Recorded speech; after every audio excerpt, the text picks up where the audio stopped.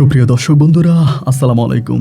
দেশ অথবা দেশের বাইরে থেকে প্রিয় বন্ধুরা, শুক্রবারের এই পবিত্র রজনীতে যে যেখান থেকে বাস্তব অলৌকিক পরীর গল্প শোনার জন্য আমার সঙ্গে যুক্ত হয়েছেন আমি আপন।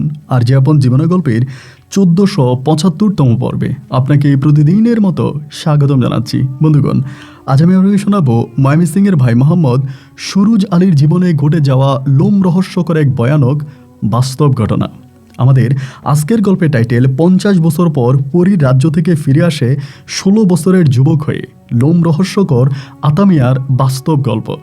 এই গল্পটা মূলত ময়মনসিংহের প্রত্যন্ত এলাকার মধ্যবিত্ত পরিবারের পালোয়ান সন্তান মোহাম্মদ আতামিয়ার সঙ্গে ঘটে যাওয়া এক ভয়ানক বাস্তব ঘটনা। যে ঘটনাটা আমার সঙ্গে শেয়ার করেছে একই গ্রামের ছেলে আতামিয়ার ঘনিষ্ঠ বন্ধু মোহাম্মদ সুরুজ আলী। তিনিও এখন বয়সের শেষ প্রান্তে এসে দাঁড়িয়েছেন। দেখেন, একটা মানুষ যখন কোথাও চলে যায় তখন তার বয়স বাড়ার কথা, কিন্তু অবাক করা বিষয় হলো তিনি চলে যাবার পরে যখন ফিরে এসেছে তখন তার বয়স না বেড়ে উল্টো কমে গেছে। আমি জানি এটা আপনারা হয়তো অনেকেই বিশ্বাস করতে চান না। যারা বিশ্বাস করেন না তাদেরকে বলি, আজ থেকে মাত্র 8 বছর আগে মালয়েশিয়া এয়ারলাইন্সের একটা ফ্লাইট হঠাৎ করে উধাও হয়ে যায়। পৃথিবীর এত বিজ্ঞানী, এত রাডার, এত কিছু, ওই 8 বছর আগে উধাও হয়ে যাওয়া ফ্লাইটটার কোনোই হদিস পায়নি। অবাক করার বিষয় হচ্ছে মাঝে মাঝে এই সেম ফ্লাইটটাই কিছু কিছু দেশের রাডারে ধরা পড়ে। তাহলে কি সেটা এখনও আকাশে বিদ্যমান আছে? 8 বছর ধরে কি এই ফ্লাইট আকাশেই উড়ছে? এই গল্পটা মিথ্যা নয়, এটা হয়তো অনেকেই জানেন, মালয়েশিয়া এয়ারলাইন্সের এই ঘটনা। তাহলে আজকে আতামিয়ার গল্পকে আপনি কি বলবেন? শরীরের পশম দাঁড়িয়ে যাওয়ার মতো, চোখ কোপালে উঠে যাওয়ার মতো এক ভয়ানক বাস্তব ঘটনা। এমনই এক ঘটনা আমি বাংলাদেশের একটা দুর্গম পাহাড়ে খোঁজার জন্য গিয়েছিলাম। এমনই এক রহস্যময় পাহাড়।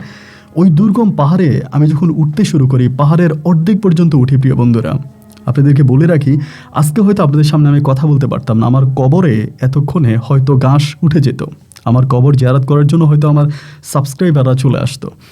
তো আমি ওই পাহাড়ে যখন অর্ধেক পর্যন্ত উঠি, আমার তখন আর নিঃশ্বাস নিতে পারতেছিলাম না।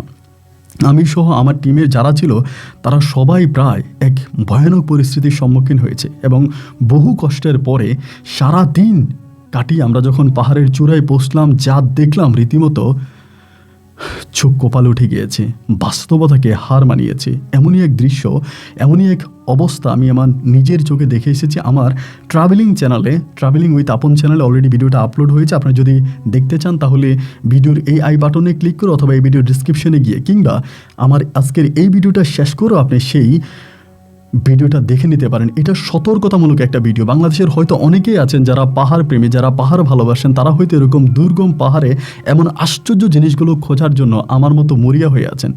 তারা যদি যান তবে আমার এই ভিডিওটা দেখেন, সাবধান হন, কারণ আমি আপন মৃত্যু থেকে ফিরে এসেছি। আপনি হয়তো সেখানে মারাও যেতে পারেন। এই জন্য সতর্কতামূলক ভিডিওটা সবাই দেখবেন, এবং আজকের এই গল্পটা শুনে সুরুজ আলীকে আপনার মতো করে একটা মন্তব্য কমেন্ট বক্সে লিখবেন। ধন্যবাদ সবাইকে। সুপ্রিয় বন্ধুগণ, আসসালামু আলাইকুম। আমার নাম মোহাম্মদ সুরুজ আলী, আমার বাড়ি ময়মনসিংহ বিভাগে। বন্ধুরা, আমি আমার জীবনের গল্পটা শুরু করার শুরুতে আপনাদেরকে আমার পরিবারের সম্বন্ধে জানিয়ে রাখি। আমার পরিবারে আমি আছি, আমার বাবা আছে, মা আছে, রয়েছে আমার দাদা দাদি সহ আমার কাকা ফুফি। আমাদের পরিবারে আরও সদস্য রয়েছে আমার বড় 3টা ভাই সহ বড় 2টা বোন। আমরা টোটাল 4 ভাই 2 বোন। আমাদের পরিবারটা ময়মনসিংহ বিভাগ থেকে অনেক দূরের কোনো এক গ্রামের এক নিম্ন মধ্যবিত্ত পরিবার। আমার বাবা পেশায় ছিলেন একজন কৃষক। আমার এই গল্পটা এখনকার নয়, আমার এই গল্পটা পাকিস্তান পিরিয়ডের সময়কার গল্প, সে সময়ের গল্প। এবং সেই সময়টা কিন্তু বর্তমান সময়ের মতো এতটা উন্নত ছিল না। মানুষে মানুষে এতটা প্রেম ভালোবাসা আজকের দিনের মতো এতটা হিংসা বিদ্বেষ ছিল না বললেই চলে। আমরা গ্রামের হাতে গোনা যেই জোয়ান ছেলেগুলো ছিলাম, আমরা সন্ধ্যা রাতে গানের আসর বসাতাম বটতলায়, এবং বটতলায় আমরা একতারা হাতে গান গাইতাম। আমাদের ওই গ্রামীণ জীবনটাই তখন এক অন্যরকম মধু মাখা আনন্দ ছিল। ছিল না ইন্টারনেট, ছিল না ফেসবুক, শুধুমাত্র রেডিওর গান শুনতাম। আমরা সবাই গোল করে মাঠের ধারে বসে রেডিওর গীতাঞ্জলি সঙ্গীত শুনতাম। সেই দিনগুলো, সেই রূপালী দিনগুলো আজও যখন মনে হয় চোখের কোণে জল চলে আসে। এখনকার ছেলে মেয়েদের হাতে হাতে ডিজিটাল মোবাইল ফোন এবং তারা সারাক্ষণই মোবাইলের দিকে তাকিয়ে থাকে। জানি না এই ছোট্ট মোবাইলে তাকিয়ে থেকে তারা কেমন কি আনন্দ পায়। তাদের মাঝে কোনো উচ্ছ্বাস দেখি না, আনন্দ দেখি না, হ্যাপিনেস দেখি না। কেমন জানি তারা এক ধরনের মানসিক রোগীর মতো হয়ে যাচ্ছে দিনে দিনে বর্তমান সময়ের ছেলে মেয়েগুলা। আমাদের সময়ে এরকমটা ছিল না। আমরা মাইলের পর মাইল হাঁটতাম, দিনের পর দিন খেলাধুলা করতাম, আনন্দ ফুর্তি করতাম। কিন্তু আজকালকার ছেলে মেয়েগুলোর আনন্দ যেন সবই এক বাক্সাবন্ধ হয়ে গেছে। আর সেই ছোট বাক্সার নামটাই হচ্ছে মোবাইল। আমি জানি না এই বাক্সার মাঝে তারা কি এমন আনন্দ খুঁজে পায়। যাই হোক, আমি সামনের দিকে যাই। তো আমি আমার গ্রামে পালোয়ান ছিলাম। আমার গ্রামে আমি পালোয়ান ছিলাম। পালোয়ান মানে ফুট ধরার খেলা খেলতাম, মানে হুর খেলতাম। বিভিন্ন জায়গায় ওই সময় হুর খেলা হতো এবং আমরা তখন হুর ধরতাম। তো আমার পার্শ্ববর্তী গ্রামে আমার এক ঘনিষ্ঠ বন্ধু ছিল, যার নাম ছিল আতামিয়া। এবং আমার ওই বন্ধু আতামিয়াও আমার সঙ্গে বিভিন্ন জায়গায় হুট ধরার খেলায় যাইত। কিন্তু আতামিয়া আমার থেকেও দেখতে অনেকটা লম্বা এবং আমার থেকেও দেখতে তার বডি অনেক বেশি সুন্দর। আমি দেখতে আতামিয়ার মতো অতটা ভালো স্বাস্থ্যবান বা সুন্দর চেহারার ছিলাম না। আতামিয়াকে দেখলে যে কোনো মানুষ তাকিয়ে থাকবে। আতামিয়ার মাথার চুলগুলো ছিল লম্বা লম্বা, মুখমণ্ডল ছিল অনেকটা বড় এবং বডির যেই শেড ছিল, দেখলে যে কোনো মানুষ ভয় পেয়ে যেত। উঁচে লম্বায় এমন মানুষ আজকালকার খুঁজে পাওয়া বড় মুশকিল। আমার ওই বন্ধু আতামিয়া আর আমরা দুজনেই দুই সাইডে তখন বিভিন্ন গ্রামে হুর খেলাতে যাইতাম। আমাদেরকে হুর খেলার পালোয়ান বলতো। হুর খেলার পালোয়ানি করে আমি মোটামুটি ভালো টাকায় ইনকাম করতাম। আতামিয়াও ভালো টাকা পয়সায় কামাইতো। এখনকার ছেলেমেয়েরা স্কুলে যায়, এটা সত্যি পড়াশোনা করে, কিন্তু আমাদের সেই সময় শিক্ষা ব্যবস্থা অতটা উন্নত ছিল না। 3-4টা গ্রাম ঘুরেও একটা প্রাইমারি স্কুল খুঁজে পাওয়া যাইতো না। আমরা শুধু বাপ মায়ের কাছে হাতে কলমে যতটুকু শিখতাম আর হুজুরের কাছে গিয়ে আরবি শিখতাম। মাদ্রাসায় হুজুর যা শিখাতো সেটুকুই। এর বাইরে আমরা জমি জমাতে কাজ করতাম এবং গ্রামে ঘুরে বেড়াতাম। আমাদের জেনারেশনে শিক্ষাটা অত বেশি গুরুত্ব ছিল না। যাই হোক, আমি আর আমার বন্ধু আতামিয়া তখন বিভিন্ন মাঠে ঘাটে এখানে সেখানে বিভিন্ন জায়গায় আমরা তখন হুট ধরার খেলা খেলি। বয়স কিন্তু আমাদের তখন খুব বেশি না, হয়তো কত 14-15 হবে। তবে 14-15 হলেও আমরা দুইজনে একেবারে লম্বা চূড়া বেটা মানুষের মতো হয়ে যাই। মুখের মধ্যে দাড়ি উঠে গেছে। তো এই অবস্থার মধ্যে তখন দেখা গেল কি, হঠাৎ করে একদিন আতামিয়ার মা আমাদের বাড়িতে আতামিয়ারে খোঁজার জন্য আসছে। তখন প্রায় মাগরিবের আজানের ছুঁই ছুঁই অবস্থা। তো আমাদের বাড়িতে আসছে, আয়সা বলতেছে, আতা কি আছে তোদের বাড়িতে? আসলে আতামিয়া মাঝে মাঝে রাত্রেবেলা যখন হুট ধরে খেলে আসতাম, আতামিয়া কিন্তু আমাদের বাড়িতে ঘুমাইতো, আমাদের ঘরেই ঘুমাইতো। আমাদের বাড়ির উঠানের পাশে একটা গোসলা ঘর ছিল। ওই গোসলা ঘরে আমি আর আতামিয়া একসঙ্গে ঘুমাইতাম। মাঝে মাঝে রাতের বেলায় হুরের খেলা শেষ করে শেষ রাতে আতামিয়া আর আমি একসঙ্গেই থাকতাম। তো আমরা গতকালকে কোনো হুর খেলাতে যাই নাই, এর আগের দিন রাতে গিয়েছিলাম। কিন্তু হুর খেলা শেষ করে আতামিয়া বাড়িতে চলে যায়। এরপর থেকে এক রাত একদিন কেটে যায়, আতামিয়ার সঙ্গে আমার আর কোনো দেখা হয়নি। সুন্দর সময় হঠাৎ করে আতামিয়ার মা চাচি আমাদের বাড়িতে আতামিয়ারে খুঁজতে আসছে। আমারে বলে, সুরুজ, তোদের বাড়ি থেকে আতা আসছিল? আমি বললাম, না, আতা তো আমাদের বাড়িতে আসে নাই। চাচি আমারে বলতেছে, আতা তো গতকালকে রাতে বেরোইছে, বললো তোর সঙ্গে নাকি কোথায় হুট ধরতে যাবে, কোন হুট ধরার খেলায় যাবে। কিন্তু আমার ছেলে তো আর বাড়ি ফিরে নাই। ভাবলাম সারা রাত হয়তো তোদের বাড়িতে ঘুমাইছে, এখন আমি তারে দেখতে আসলাম, সে যায় নাই কেন। আবার চাচি একটু হাড় দুর্বল মানুষ, ওই যে আমরা যে হুট ধরা খেলি এতে চাচি আবার ভয় পায়। তো চাচি মনে করছে কোথাও মনে হয় হুট ধরার খেলায় গেছিল, আতা মনে হয় আঘাত টাঘাত খাইছে শরীরে, কোথাও ব্যথা ট্যাথা পাইছে, এই জন্য মনে হয় আমাদের বাড়িতে ঘুমাইতে আসে। এটা মনে করে চাচি আতারে খোঁজার জন্য আমাদের বাড়িতে আসছে। কিন্তু আমাদের বাড়িতে এসে দেখে যে আতা আমাদের বাড়িতে নাই। চাচি আমারে বলে, আমার ছেলেটা তাইলে কই গেল, কোথায় যেতে পারে? আমি তখন চাচিরে বললাম, চাচি আপনি টেনশন করেন না, আমরা তো বিভিন্ন গ্রামে আমাদের প্লেয়াররা আছে, খেলোয়াড়রা আছে, হয়তো অন্য কোনো বাড়িতে আতার সম্ভবত খেলতে গেছে বা অন্য কোনো গ্রামে মনে হয় আছে, আপনি বাড়িতে যান, আমি বেরোবো, সন্ধ্যার পরে বের হয়ে আমি দেখি আতারে খুঁজে পাওয়া যায় কিনা, পাইলে আমি বাড়িতে পাঠাবো। তো এই কথা বলার পরে চাচি তখন বাড়ির দিকে চলে গেল। তো আমার মাথার মধ্যে একটা জিনিস আসলো কি, আতা কিন্তু কোনোদিনও আমাদের বাড়ি ছাড়া অন্য কোনো বাড়িতে থাকে না। যত রাতের বেলায় হবে, যত দূরেই খেলতে যাব, আতা আর আমি কিন্তু চলে আসবো, হাঁটতে হাঁটতে আমরা চলে আসি। ওই সময় তো আপনার অত গাড়ি ঘোড়া ছিল না ভাই, আমরা মাইলের পর মাইল পায়ে হাঁটতাম, একটা ডাব খাইয়া 2-3 মাইল জায়গা হাঁটে ফেলতাম, এমন একটা অবস্থা ছিল। তা আতা আর আমি যেখানেই খেলতে যেতাম শেষ রাতে চলে আসতাম। কিন্তু কথা হইল, আতা তো আমাদের বাড়িতে ছাড়া অন্য কারো ঘরে থাকে না, অন্য কারো বাড়িতে যায় না, তাহলে আজকে আতা গেল কই? অন্য কারো বাড়িতে ঘুমাইছে এই কোথাও তো জোর দিয়ে বলা যায় না। তা আমিও তখন তারপরে বের হইলাম। বের হওয়ার পরেও আমাদের আশেপাশে গ্রামে আমাদের যে খেলোয়াড় আছে ওদের বাড়িতে আস্তে আস্তে করে যেতে শুরু করলাম। এই বাড়ি ওই বাড়ি বিভিন্ন বাড়িতে গেলাম, গিয়ে জিজ্ঞেস করলাম যে আতা আসছে কিনা। সবাই বলে যে না, আতা তো আসে নাই। এবং জিজ্ঞেস করলাম যে কোথাও হুড় ধরার খেলা ছিল কি না। বলে যে না, গতকালকে রাতে কোথাও হুড় ধরার খেলা ছিল না। তাহলে আতা আমার নাম করে ঘর থেকে বেরোলো, তাহলে সে গেল কই? আর আমার আর আতার কিন্তু তেমন কোনো শত্রুও নাই যে কোনো শত্রু আছে আতারে মেরে ফেলেছি, এরকমটাও কিন্তু না। আমরা কিন্তু দুজনেই ভীষণ রকমের ভালো, বা গ্রামের আশেপাশের সবার সঙ্গে আমাদের সম্পর্ক ভীষণ ভালো। তাহলে আতা মিয়া গেল কোথায়? টেনশানে তখন আমার মাথায় ঢুকে গেল। আমি একবার চিন্তা করলাম চাচির বাড়ির দিকে যাব, আবার চিন্তা করলাম যে না, এত রাতে না যাই, বাড়িতে ফিরে যাই। বাড়ির কাছাকাছি আসার পরে হঠাৎ মনে হলো, হায় হায়, আমি তো চাচিরে বলেছিলাম আমি আতারে খুঁজা চাচির বাড়িতে পাঠাবো, কিন্তু আমি যে আতারে পাইলাম না, চাচি তো আমার জন্য সারা রাত অপেক্ষা করবে। না, আমি একটু চাচির বাড়িতে যাই বইলে আসি যে আমি আতারে পাই নাই। আস্তে আস্তে করে আমি চাচির বাড়ির দিকে যাচ্ছিলাম, এবং চাচির বাড়িতে যেয়ে দেখি সে অলরেডি ওই যে কফিবাতি, ওই সময় কফিবাতি ছিল আর কি, কফিবাতি জ্বালায়া বসে আছে ঘরের দরজায়। আমি যে বললাম, আমার দেখে চাচি দৌড়ে আসছে, আতারে পাইছিস, আতারে পাইছিস? আমি যে না চাচি, আমি তো আতারে পাই নাই। চাচি আবার ওই আতা কিন্তু আতার কোনো ভাই বোন ছিল না, ওই বাপ মায়ের একটাই ছেলে ছিল, আর কোনো মানে ভাই বোন নাই। তো তারা দুজনে আতারে ভীষণ রকমের ভালোবাসে। তাই আমারে বলতেছে যে তুই কই খুঁজছিস? আমি বললাম চাচি, আমি আশেপাশে 8-10টা গ্রামে কোথাও খোঁজা বাকি রেখি নাই, আমি সব জায়গায় ক্ষুণ্ণ ক্ষুণ্ণ করে আতারে খুঁজছি চাচি, কিন্তু আমি চাচি আতারে কোথাও পাই নাই। এখন আতা কই গেছে এটা তো চাচি আমি আর বলতে পারি না। তো উনি তখন কান্না করতে শুরু করে। তো গ্রামের মানুষ তো কান্না করতেছে, আশেপাশের আরও 5-6টা বাড়ির মানুষ চলে আসছে, কারণ সবাই এসে ওনারা বুঝাইতেছে সারাদিন ধরে আতারে পাওয়া যায়নি, গতকালকে রাতে বেরোইছে এবং আজকে দিন পর্যন্ত আতার বাড়িতে আসে নাই। তো এবার ওনার সবাই কান্নাকাটি করে। আমিও রাত্র 12টা-1টা পর্যন্ত চাচির সঙ্গে ছিলাম বাড়িতে। 12টা-1টার পরে আমি তখন বাড়ির পথে রওনা দিছি। তো ওই দিন রওনা দেওয়ার পরে আমার কেমন যেন আমার ভিতরে এক ধরনের একটা ভয় ভয় কাজ করতেছে। আমার বাড়ি থেকে আতার বাড়ির দূরত্ব খুব বেশি না হলেও জায়গাগুলো খুব ভালো ছিল না। শলকা বিলে আমরা বলি, এখন কিন্তু এই ধরনের শলকা গাছ দেখা যায় না। সেই সময় রাস্তার পাশে বড় বড় শলকা বিল ছিল, অনেক বড় বড় গাছ ছিল, মানে যেগুলো পাতাগুলো আপনার একদম গোল পাতার মতো এরকম ছড়ানো ছিটানো ছিল, অনেকটা বন জঙ্গলের মতো ছিল। এখন তো আর এইগুলা নাই বললেই চলে। এই বন জঙ্গলের রাস্তা দিয়ে আমি তখন বাড়ির দিকে আসতেছি, আমার মনে হয় আতা মনে হয় আমার পিছন থেকে ডাকে, মনে হয় যেন আমার ডাকে এই সুরজালি, মনে হয় যেন আমার কয়েকটা ডাকও দিছে। তাই পিছনের দিকে তাকাইতেছি, আমি কিন্তু পিছনে কাউরে দেখি না। তাই মনে করলাম আতা আমার ডাকবো কি লেখা, ওই তো পাই না, মনে হয় আমি জোরে সারাদিন খোঁজাখুঁজি করছি, এই জন্য মনে হয় ভয়টা কাজ করছে। তো এইটাই খোঁজাখুঁজি করে তখন বাড়িতে গেছি, বাড়িতে গিয়া ঘুমাই গেছি। এবার আস্তে আস্তে আস্তে আস্তে করে আতা যে নিখোঁজ এটা পুরো এলাকার খবর হয়ে গেছে।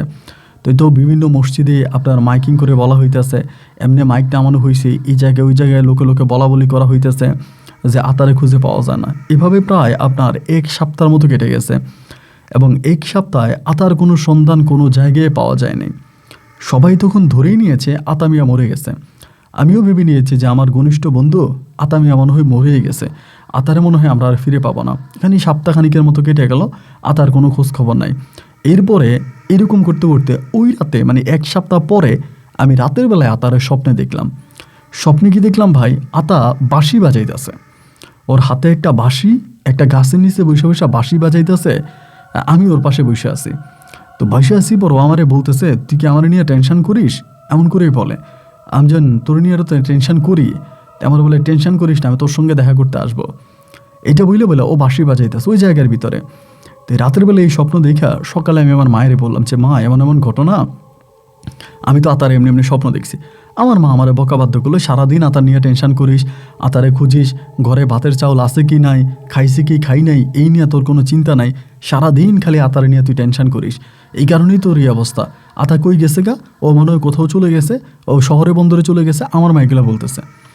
তা আমি আর মার সঙ্গে কথা বাড়াইলাম না। এভাবে ভাই প্রায় আপনার 20 দিনের মতো কেটে গেছে। 20 দিন পরে একদিন রাত্র আনুমানিক প্রায় আপনার 1টা থেকে 1:30টার মতো বাজে, এরকম আর কি। ওই সময় তো আর মানে নবাব জাদা ছাড়া কারো হাতে ঘড়ি নেই, এখন তো ধরেন হাতে হাতে মোবাইল ফোন। ওই সময় একটা ঘড়ি কিন্তু ভাই অনেক দামি জিনিস। আমাদের এলাকার নোয়াব আলীর হাতে ঘড়ি ছিল, মানে নোয়াব আলীর হাতে ঘড়ি মানে আমাদের পুরো মানে এলাকার মানুষ, ওরে বাবা নোয়াব আলী বহুত বড় লোক মানুষ, হাতে ঘড়ি থাকা মানে বিশাল বড় লোক। ওই সময় কারো হাতে ঘড়ি থাকতো না। তো আমার আনুমানিক একটা ধারণা আর কি যে রাত সম্ভবত এরকম হবে। হঠাৎ করে কী করলো, আতা মেয়ে এসে আমার ডাকলো ঘরের দরজায়। প্রথমে যখন একটা ডাক দিল আমি তখন একটু বিব্রত হয়ে গেলাম যে আমি মনে হয় ভুল শুনছি, এটা মনে হইতে পারে। পরে আরেকটা ডাক দিল, সুরুজ, ও সুরুজ। এবার আমি মোটামুটি উঠে বসে গেছি, দ্বিতীয় ডাকটার পরে উঠে বসে গেছি।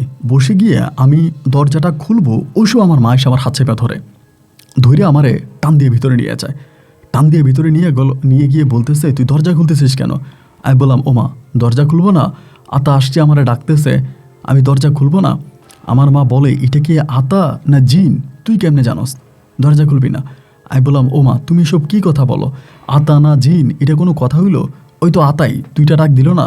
আমার মা বলে 3 ডাক দেওয়া না পর্যন্ত দরজা খোলা যাবে না, যদি 3টা ডাক দেয় তাহলে দরজা খুলবো, নাইলে কিন্তু দরজা খুলবো না। তো মায়ের এই কথা শুনে আমিও তখন একটু একরকম একটু ভয় পেয়ে গেছিলাম। ভয় পেয়ে আমিও তখন এই জায়গার ভিতরে দাঁড়াই গেছি, আমি আর কোনো কিছু বলি না। একটু পরে আতা আমার আবারও ডাক দিল, সুরুজ আলী, ও সুরুজ আলী, দরজা খোল। এবার যখন 2-3 বার ডাক দিছে, আমার বাবাই তখন উঠছে, বাবাইও ঘরে ছিল, বাবাই তখন উঠছে, ওইটা বাবাই তখন দরজা খুলছে। দরজা খুলে দেখে কি, সাদা এক পাঞ্জাবি বড় অবস্থায়, টুপি বড় অবস্থায় আতা দাঁড়ায় আছে, এবং দেখে মনে হয় কোনো এক বংশীবাদক, কোনো এক সাধু সন্ন্যাসী, এইরকম একটা ভাব নিয়ে আতা মিয়া তখন এখানে দাঁড়ায় আছে। তো এই অবস্থায় আতা মিয়ারে দেখেই আমার আব্বা তখন একটু বিব্রত হয়ে গেল, কী ব্যাপার এত রাতের বেলায়? তো তখন হারিকেন নিয়ে আতা মিয়ার মুখের সামনে দিয়েছে, হ্যাঁ আতা মিয়াই। তাহলে আমি নাইমে এদিকে দৌড়ে নাইমে ওরে ধরলাম, কিরে আতা, তুই কই? তোরে খুঁজতে খুঁজতে শাসি পাগল হয়ে গেছে, এরা সবাই তোরে খোঁজাখুঁজি করতেছে, তুই গেলি কই? তুই কোনো কিছু বলে না, বলো অনেক জায়গায় হাইটে আসছি, আমার একটু ঘরের জায়গা দে, আর যদি পারস আমার একটু পানি দে, আর আমার মুখে কিছু দেওয়ার মতো যদি কিছু থাকে তাইলে আমারে দে। তা আমি তখন টান দিয়ে ওরে ঘরের মধ্যে আসি। ওই সময় কিন্তু আবার আমার মা, আমরা যে ঘরে ঘুমাইতাম, বাড়ির সামনে যে গোসলাঘর ছিল এখানে ঘুমাইতাম, ওই গোসলাঘরে কিন্তু আর আমাদেরকে আমার মা থাকতে দেয় না, আমরা থাকতে দেয় না। যেহেতু হঠাৎ করে আতা উদয় হয়ে গেছে, তাই মা মনে করতেছে যে আতা এমন জিনিপুরি নিয়ে গেছে।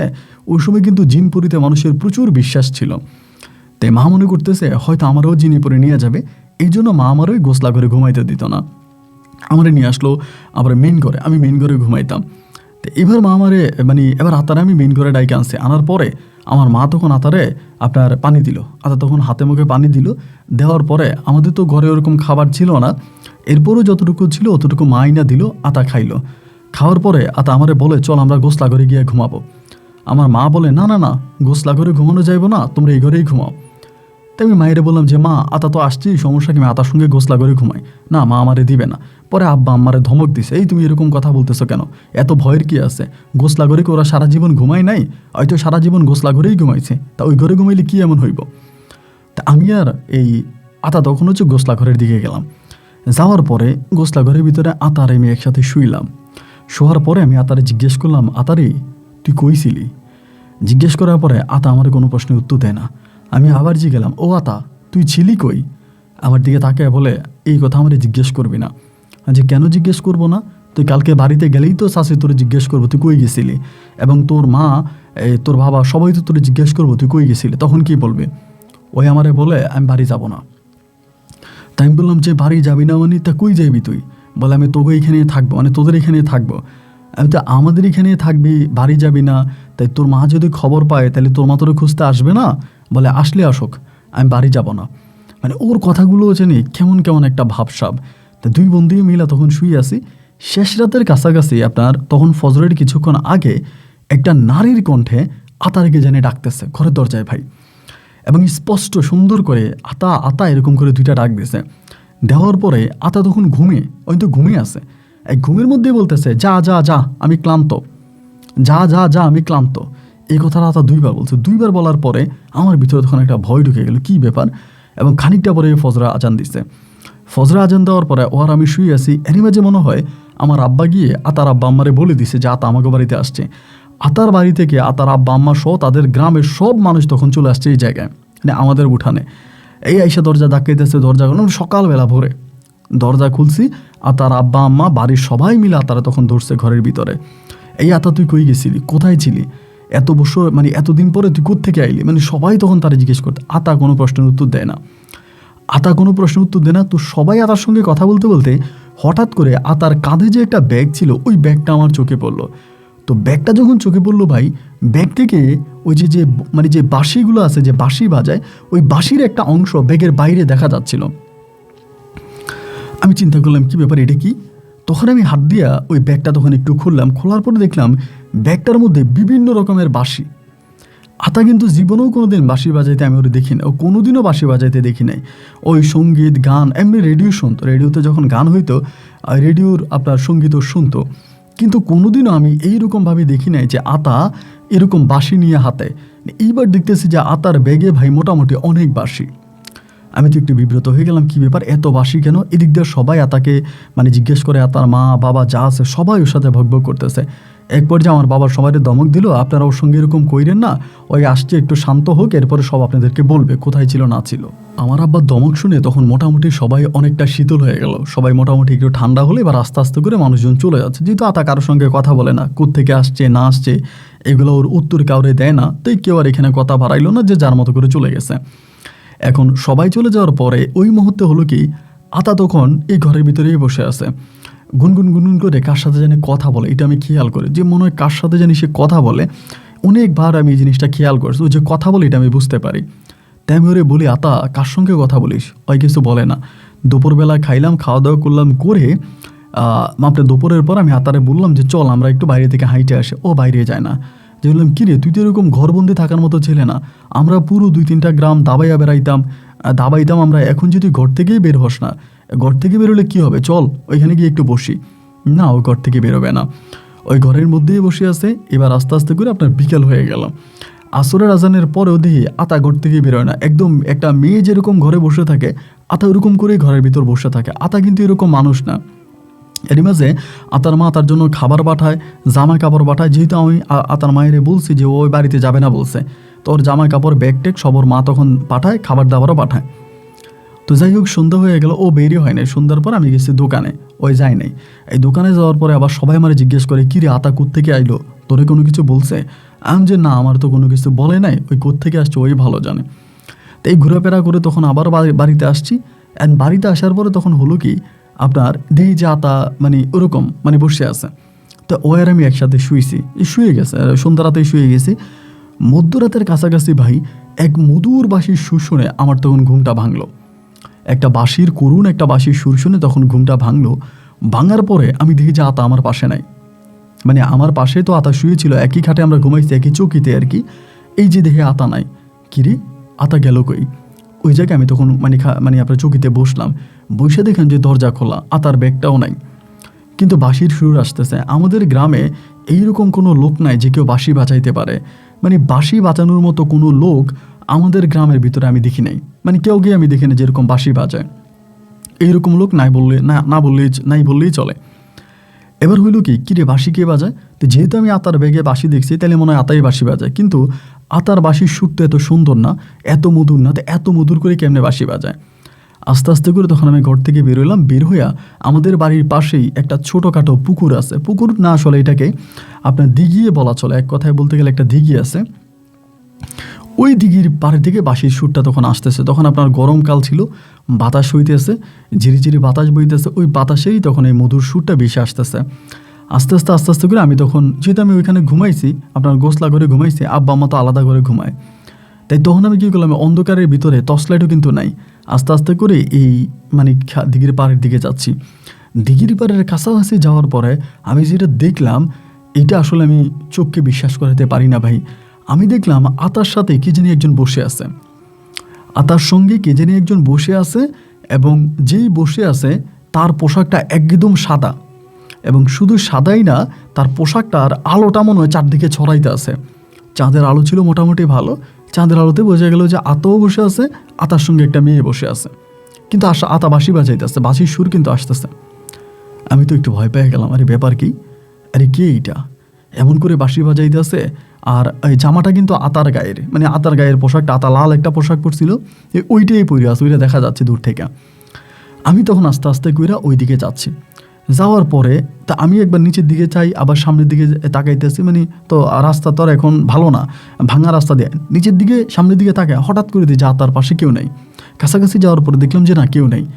তাই কেউ নেই দেখা আমি ওইখানে যে ওরে ডাক দিছি, ডাক দেওয়ার পরে ও একটু রাগ করছে, মানে মোটামুটি একটু রাগ করছে। রাগ কইরা আমারে বলে, এত রাতে এখানে আসছিস কেন? আমি বললাম, আরে পাগল, কেন আসছিলাম তা তো শুনবি। তা তুই বাঁশি বাজাইছিলি? ও বলে, হ। আমি তোর তো কোনোদিন বাঁশি বাজাইতে দেখি নাই। ওই আমারে বলে, তোদেরকে না বলছি আমার এত প্রশ্ন করবি না, আমি এত প্রশ্ন উত্তর দিতে পারবো না, আর তুই এত রাতের বেলায় আমার অনুমতি ছাড়া এই জায়গায় আসলি কেন? একটু রাগ করেই বলতেছে। আমি বললাম, বেটা, দুইজনে একসাথে মিলা লেফটিনে যাই আর দুইজনে একসাথে মিলা খাই, আর তুই আমারে বলতেছিস এখানে তুই বাঁশি বাজাস, এইখানে আসতে আমার তোর কাছ থেকে অনুমতি নেওয়া লাগবে? আরে আতা, তুই কি আমার পর হয়ে গেলি? ওই তখন আমার দিকে তাকায় বলতেছে, আচ্ছা আচ্ছা, হইছে, যা এখান থেকে যা। আমি তখন বললাম, যাবো মানে কই যাব? আমি তো আসছি এখানে তোর কাছে তোর সাথে কথা বলার জন্য। তো আতা আমারে বলতেছে যে তুই চলে যা, আমারে মানে ওইখানে রাখতে চায় না। পরে আমি বললাম, আমি থাকলে তোর সমস্যা কি? তা তুই বাঁশি বাজা, তুই যেহেতু ভালো বাঁশি বাজাইতে পারিস, আমি তোর বাঁশির সুর একটু শুনি, আমি তোর বন্ধু মানুষ, তোর বাঁশির সুর আমি শুনতে পারি না? আরে বাজা না, তা একটু বাজা। ওই তখন আমারে বলতেছে, তুই থাকলে ওই আসবে না। আমার বলে, তুই থাকলে ওই আসবে না। আমি বললাম, ওকে, এত রাতের বেলায় তুই কি প্রেম টেম করিস নাকি? আরে আতা, আমি তো দূর থেকে দেখলাম মনে হয় তোর পাশে একটা মেয়ে বসে আছে। ওই আমার বলে, ঠিকই দেখছিস। তা আমি কথা যে বলে মোটামুটি ভালো করে কিন্তু বলতেছে না, খুব রাগ করে উত্তর দিতেছে। তখন আমি বললাম, আতা, তুই আমার সঙ্গে এরকম করিস না তো, তুই সত্যি করে বলতো তোর পাশে ওই মেয়েটা কে ছিল রে? আর তুই যে বাঁশি বাজাইতেছিস, তুই আমারে বললি আমি থাকলে ওই আসবে না, ওই কে? ওই তখন খুব রেগে যায়, মানে চোখ টোক লাল করে আমার ধমক দিয়ে বলে, এখান থেকে জান, তোর আমি মেরে ফেলবো, ওরকমভাবে একটা ধমক দেয়। ভিতরে আমার ভয় ঢুকে যায়। ভয় ঢুকে যাওয়ার পরে আমি তখন করলাম কি, ওইখান থেকে চলে আসি। বাড়িতে পা দিতে না দিতে আতার মধুর বাঁশির সুর আবারও শুরু হয়ে গেল, বাঁশি বাজাইতেছে। একদম ওর বাঁশির সুর শুনতে শুনতে শুনতে শুনতে আমি ঘুমিয়ে গেছি। তাই সকালবেলা যখন আমার ঘুম ভাঙলো, ঘুম ভাঙার পরে আমার মায়ে তখন আমারে বলতেছে, আতা কিন্তু তখনও ঘুমাইতেছে, সারা রাত সজাগ ছিল, দিনে ঘুমাইতেছে। আমার মায়ে আমারে বলে, রে কালকে খালের পারে, এই কি বলে দিঘির পারে বাঁশি কে বাজাইছে? আমি বললাম, মাগো, বাঁশি যে কে বাজাইছে এটাই তো আমি তোমারে বলতে চাচ্ছিলাম, বাঁশি তো আমাকে আতা বাজাইছে। আমার মা বলে, আতা কি বাঁশি বাজাইতে পারে? যে না, আতা তো বাঁশি বাজাইতে পারে না, কিন্তু কালকে রাতে আতা এত সুন্দর করে বাঁশি বাজাইছে, আমি তো এটাই চিন্তা করতেছি। আর মা, তোমার সঙ্গে আমার একটা কথা আছে। আর মা কই, কি কথা? আমি বললাম যে এমন এমন ঘটনা, আতা যে বাঁশি বাজাইলো, আমি রাতের বেলায় দিঘির পাড়ে গেছিলাম, এই দিঘির পাড়ে যাওয়ার পরে আমার সঙ্গে এই ঘটনা ঘটছে। এইটা বলার পরে মা তখন মাগো বলে দিচ্ছে, চিৎকার দিয়া আমার গায়ের মধ্যে আপনার থুতু দিতেছে, আমার পুরো শরীরে থুতু দিচ্ছে। দিয়া মা তখন করলো কি, এই রাত মানে এই আমার এইখানে রাইখেই মা দৌড়ে গেছে আতার মায়ের আনার জন্য। মুহূর্তের মধ্যে আতার মা বাপের নিয়ে আমার মা বাড়িতে আসছে। তখন কিন্তু আমি ঘরের মধ্যে গিয়ে আবার শুয়ে গেছিলাম। পরে আম্মা আমার ডাক দিছে, উঠছি, দিয়ে যে আতার মা বাবা। এই যে আতার মা বাপরে দেখে আমি তো অবাক, কী ব্যাপার মা, ওরা কোত্থেকে আসলো? আমার মা বলে, তাড়াতাড়ি আতার এই ঘর থেকে বের কর, আতা এই ঘরে থাকতে পারবে না, আতার সঙ্গে পরি আছে, ওর সঙ্গে পরি আছে, ওই পরি ওরও নিয়ে যাইব, তোরও নিয়ে যাইব। না না না না, এটা হইতে পারে না, ওর এই ঘর থেকে বের কর। আমি বললাম, মা তুমি কি কথা বলো? আতা একটা বিপদে পড়ে আমার ঘরে আসছে, আর ও আয়সা বলছে আমার ঘর ছেড়ে ও যাবে না, আমার ঘরেও থাকবে, এখন আমি ওর ঘর থেকে কেমনে বাইর করি মা? আমার মা তখন আমারে বলে, আমার ছেলের জীবন বাঁচানোর জন্য আমার যা করা লাগে আমি তাই করব। এটা বলে মা তখন ঘরের ভিতরে গিয়ে আতার ডাকতে শুরু করছে, ওই বেটা উঠ উঠ উঠ, দমকাদমকি করে আমার ঘরে আতার যত জামা কাপড় ছিল যেগুলা চাচি দিয়ে গেছিল, ওই সব জামা কাপড়গুলা বাইরে ফেলে দিয়ে আমার মা বলতেছে, এই তুই বাইরে আমার বাড়ি থেকে তুই বাইরে, তোরে আমি আমার ঘরে রাখবো না, তোরে আমি আমার বাড়িতে রাখবো না, তোর সঙ্গে পড়ি আছে, তুই আমার ছেলের শনিয়া যাবি।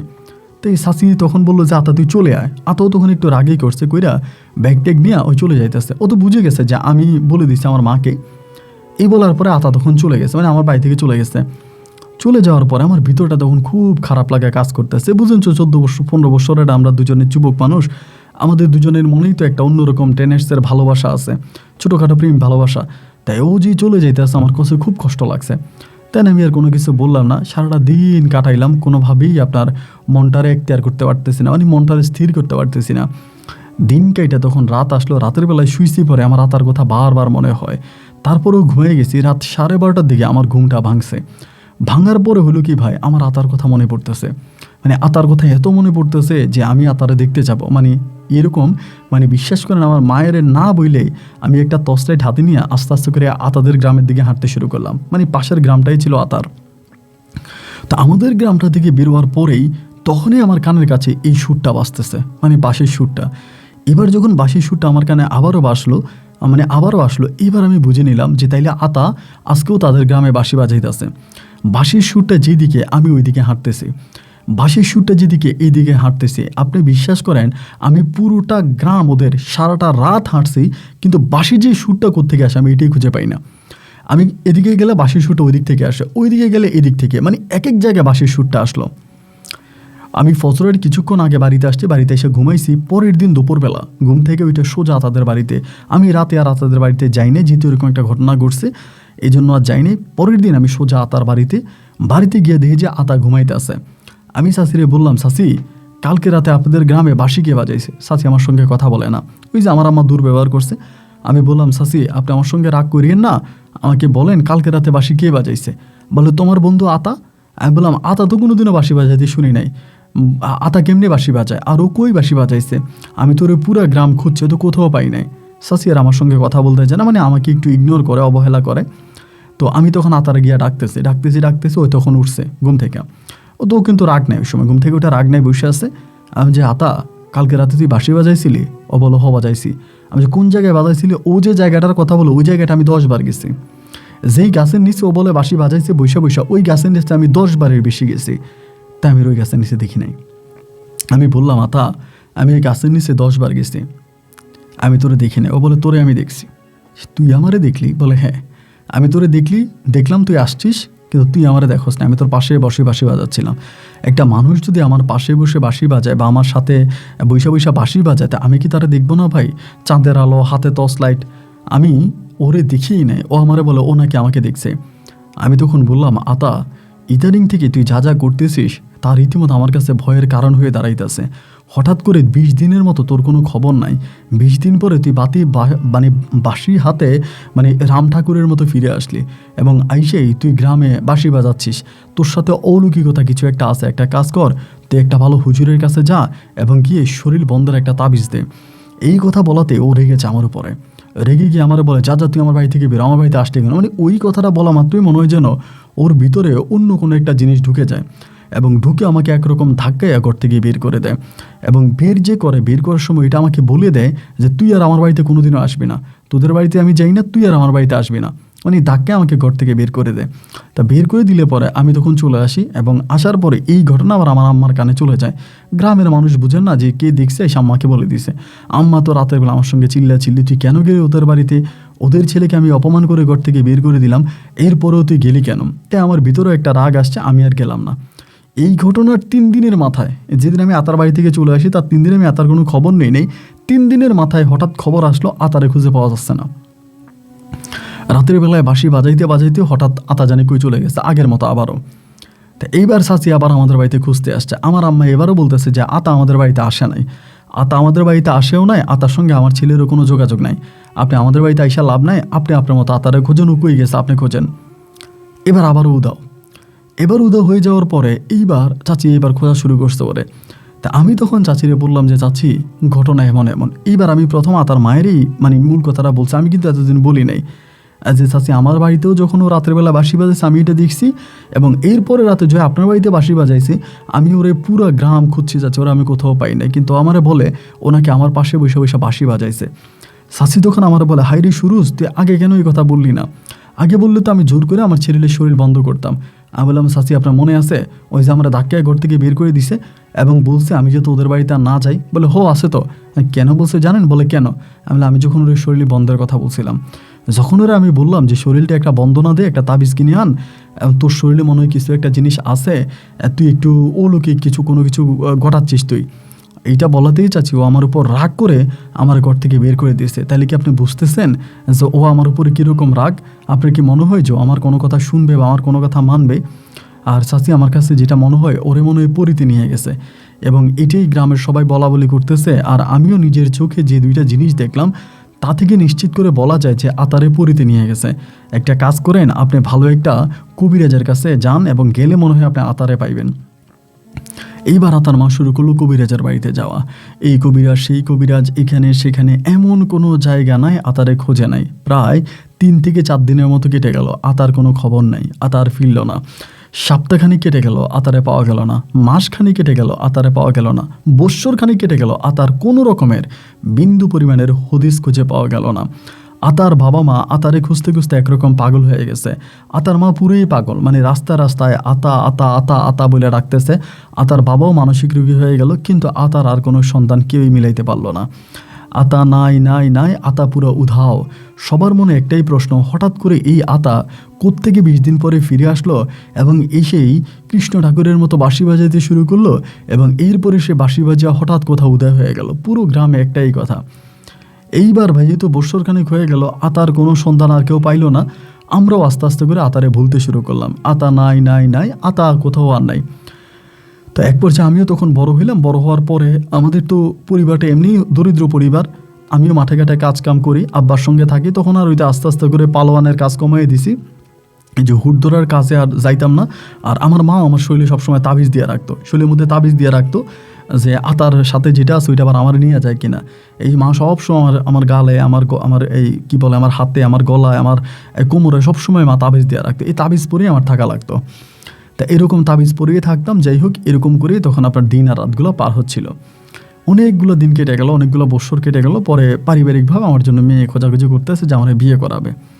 তো ওই সময়ের ভিতরে বুঝেন তো, ওই সময়ের বিয়ে আসলেই সুন্দর ছিল। আমরা কলা গাছ দিয়ে, আমার মনে আছে আমার বিয়েতে কলা গাছ দিয়ে গেট করা হয়েছিল, কলা গাছের গেট করা হয়েছিল। এবং কলা গাছের গেটে আমরা তখন আপনার বিভিন্ন ধরনের রঙের আপনার এই বলে কি কাগজ, লাল কাগজ, নীল কাগজ, এরকম কাগজ দিয়ে তারপরে আমরা হচ্ছে গেট বানাইছিলাম। এখনও সেই দিনগুলো মনে হয়।